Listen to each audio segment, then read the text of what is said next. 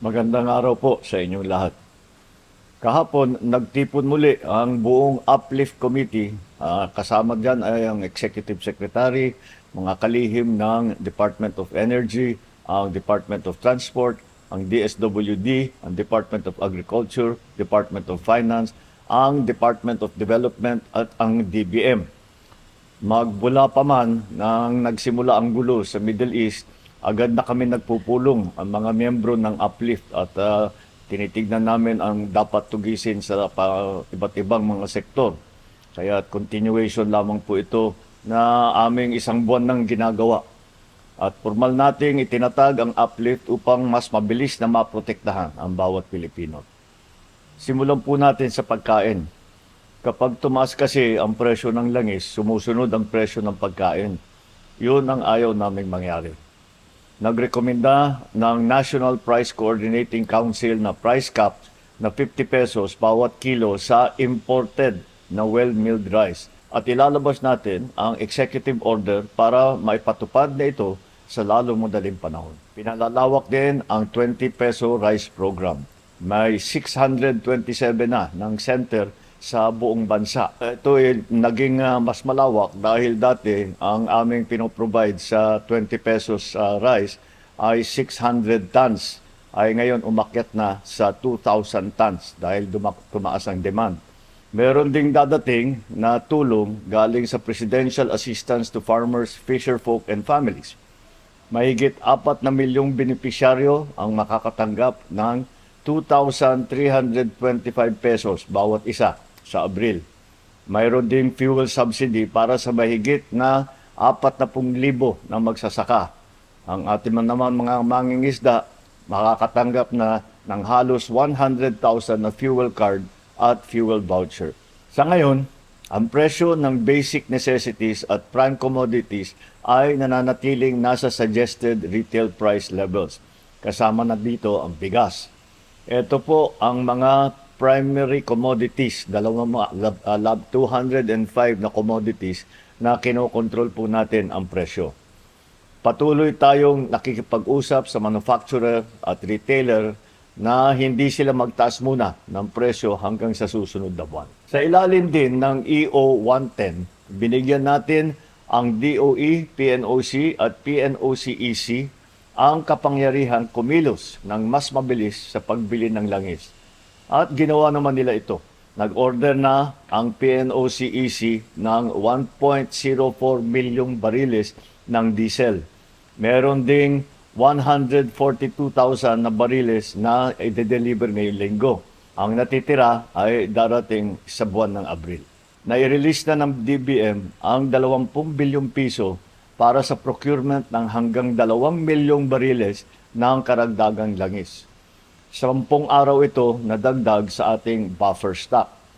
Sa ngayon, may 51 days tayo na supply dito sa bansa. Noong March 25, nilagdaan ko ang Republic Act No. 12316. Itong batas na ito ay nagbibigay sa akin ng kapangyarihang suspindihin ang excise tax sa langis kapag kinakailangan. Magtatagpo ang DBCC ngayong linggo para ibigay ang kanilang pag-aaral dito sa bagay na ito sa excise tax. Sa visa ng EO 110, may kakayahan na ang Department of Energy na magrekomenda ng aksyon sa ERC tungkol sa operasyon ng tinatawag na Wholesale Electricity Spot Market o WESM upang mabantayan ang presyo ng kuryente at maiwasan ang biglaang pagtaas nito. Simula March 26, pansamantalang sinuspindinan ng ERC ang WESM. Ibig sabihin, ipatutupad na ang optimal dispatch ng mas murang energy source tulad ng renewable. Magkakaroon din ng kontrol ang gobyerno sa presyuhan sa WESM. Kasalukuyan itong inaayos na ng ERC. At para sa pangmatagalang solusyon, matagumpay na nag-drill ang Camago 3 well. Nagpo-produce ito ng hanggang 60 million cubic feet ng gas bawat araw. Ang Malampaya gas ay nagkakahalaga ng 480 na piso kada kilowatt hour. Ang imported na LNG naman ay 10 piso at 30 sentimo. Malaki po ang pagkakaiba.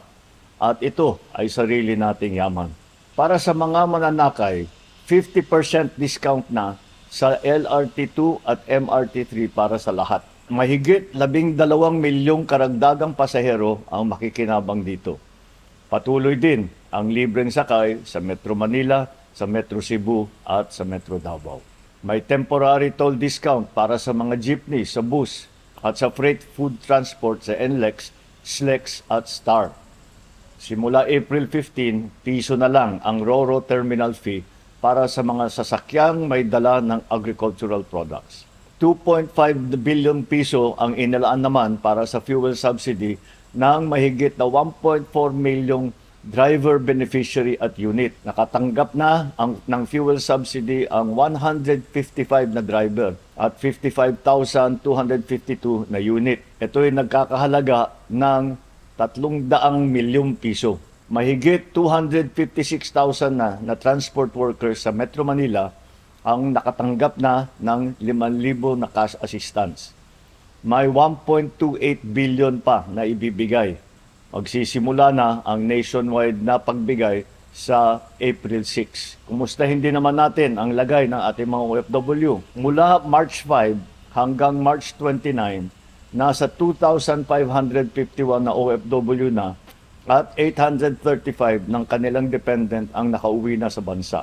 Meron din tayong reintegration program upang masuportahan ang kanilang pagsisimula muli dito sa ating bansa. As of March 27, 18,394 na OFW na nasa gitnang silangan ay nabigyan na ng tulong gaya ng pagkain, temporary shelter, medical aid, transportation, financial support at repatriation. Habang may Pilipinong nangangailangan ng tulong, patuloy kaming magsusumikap na ipaabot ito. Hindi kami titigil sa pagkilos hanggang maramdaman ito sa bawat tahanan. Ngayong Semana Santa, sa ating pagninilay at panalangin, naway isama po natin sa ating dasal ang kapayapaan at kaginhawaan ng lahat. Bilang Pilipino, ipakita natin ang likas na pakikipagkapwa natin, maging mapag-unawa, maging mapagbigay, maging mapagmahal na Pilipino.